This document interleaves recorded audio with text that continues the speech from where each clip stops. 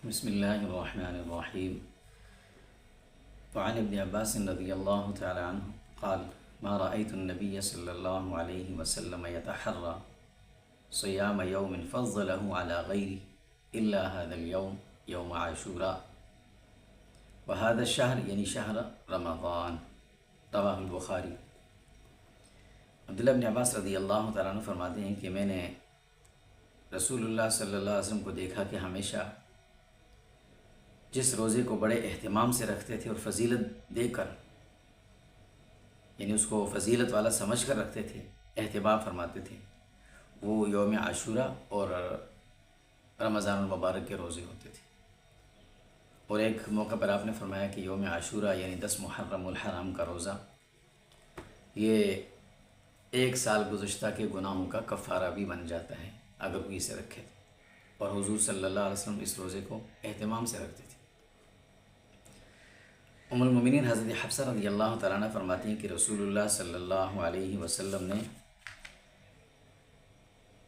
4 کام جو ایسے ہیں جو کبھی نہیں چھوڑے، اربع لم تکن یدعہن النبی صلی اللہ علیہ وسلم صیام عاشوراء والعشر وثلاثۃ ایام من کل شہر ورکعتان قبل الفجر۔ فرمایا کہ 4 کام حضور کبھی نہیں چھوڑتے تھے، عاشوراء کا روزہ، ذی الحجہ کے ابتدائی ایام کے روزے، ہر مہینے کے 3 ایام 20 کے روزے، اور فجر کی 2 سنتیں جو فرض سے پہلے پڑھی جاتی ہیں، یہ آپ کبھی نہیں چھوڑتے تھے۔ عاشوراء اور محرم الحرام کا پیغام امت کے نام کیا ہے؟ پیغام وہی ہے جو رسول اللہ صلی اللہ علیہ وسلم نے دیا ہے اور اللہ رب العزت نے دی ہے۔ سورہ توبہ میں اللہ فرماتے ہیں ان عدۃ الشہور عند اللہ 12 شہرا فی کتاب اللہ یوم خلق السماوات والارض منها 4 حرم۔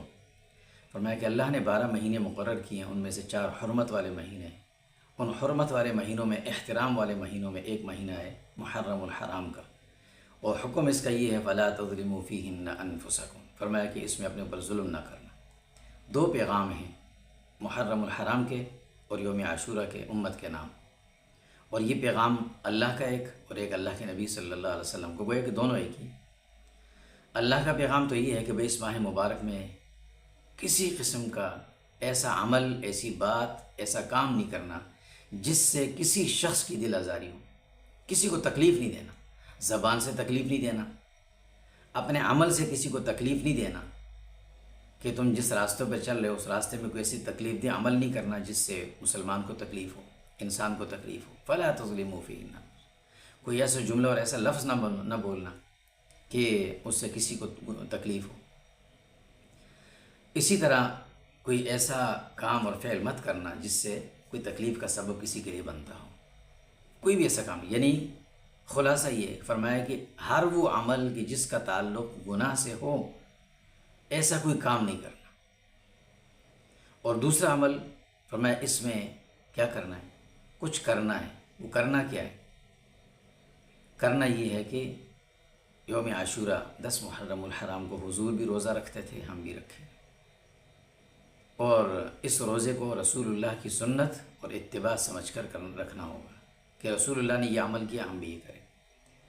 اگر ہمارے یہ دونوں اعمال قرآن کے مطابق ہیں اور رسول اللہ کے عمل کے مطابق ہیں تو حق عاشورہ اور محرم کا احترام یہ ادا ہو رہا ہے، اور اگر یہ دونوں اعمال اس کے برعکس ہیں تو پھر ہمیں اپنے اعمال کی فکر کرنی چاہیے کہ اللہ جس کام کا سے منع کرتے ہیں ہم وہی کر رہے ہیں، اور اللہ کے نبی نے جو کیا ہم وہ نہیں کرتے، تو پھر اس ماہ مبارک کا حق اور اس کا احترام کا حق ادا ہرگز نہیں ہوگا۔